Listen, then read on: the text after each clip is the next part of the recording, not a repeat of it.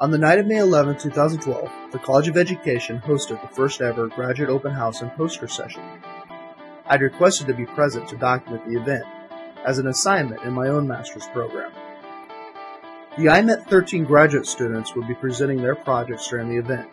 I wanted to capture that cohort's story.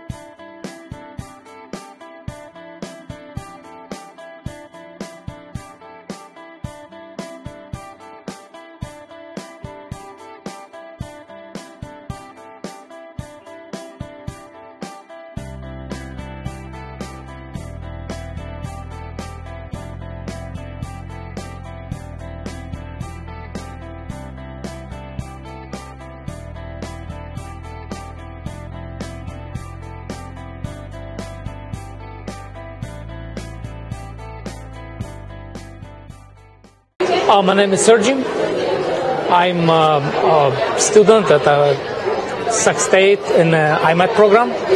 My project is integrating Facebook into distance education to enhance collaboration.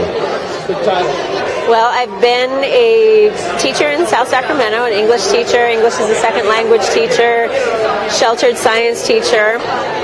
I started in 2010 and I'm graduating this spring, May 2012. The effects of integrating technology to increase student motivation, engagement, and concept retention. That's what it was. It was like a mouthful, long It is a mouthful. This is my 15th year teaching in the San Juan School District. I taught at Bella Vista High School, taught at El Camino High School, and primarily it's vocational education, so woodshop, drafting, metals, technology. I was doing a project called, my final project actually called my Math Lab.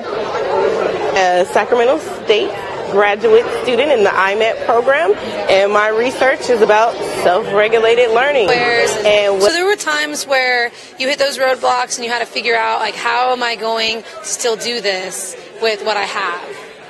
Two things. Working on the research was a lot of work, and building the website was really difficult for me. Dreamweaver was not as easy as I had hoped. For me, I used an online, so it's a computer-assisted instruction program provided through our textbook at school. And it's kind of a hard program to use.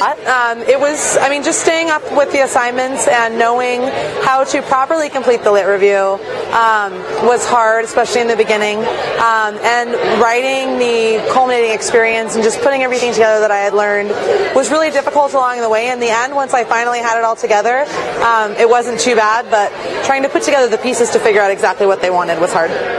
Kids, if they have pop-up blockers enabled on their computers at home, or if they don't have Java or whatever it is, they'll experience difficulties at home being able to access what I want them to do. I felt like a lot of the instruction that came across from the professors was difficult to follow, and I would have to type in a question, and they'd take a day or two to get back to me. But by that time, I was now 3 days closer to the deadline. And my computer itself was a little old, and so some of the stuff that I had to make for the program, I had to get different softwares.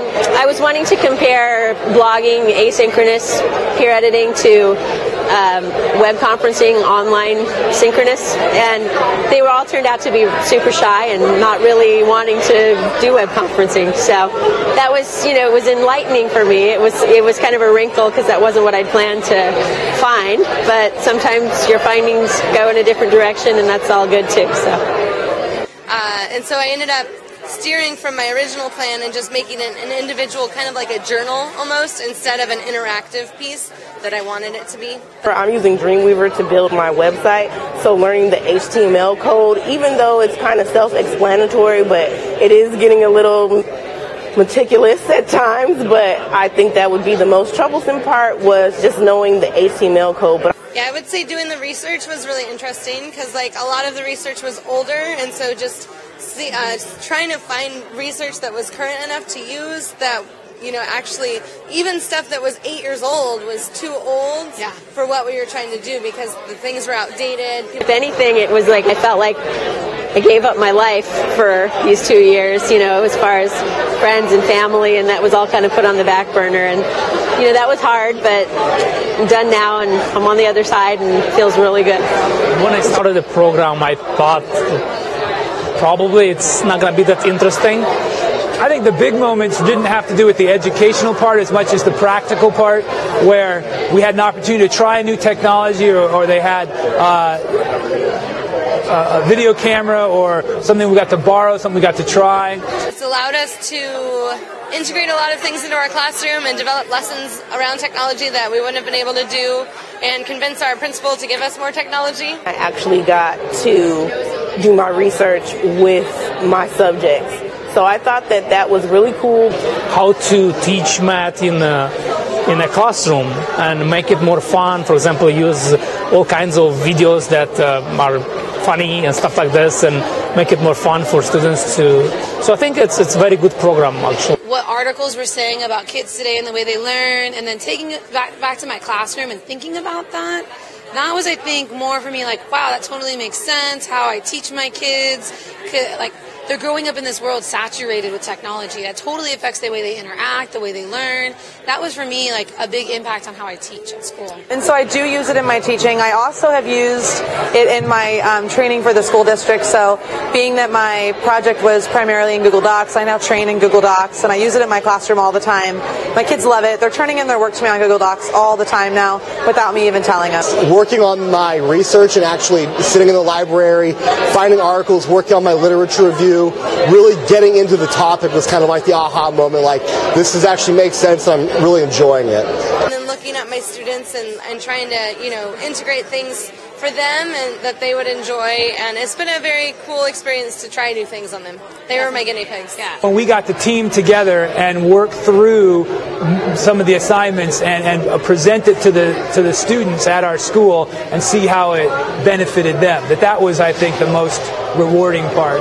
So I never really had that much experience with undergrad, higher education, because I'm K through 6. So I really enjoy teaching freshman seminars. So now my goal is to become a college professor. By the end of the evening, I had met most of the iMET 13 cohort. I had seen their work, I had heard their stories, but at the time I had missed their message. The next morning I began the process of editing this video documentary. As I reviewed the footage, I came to realize that their work was my work. Their stories were my stories.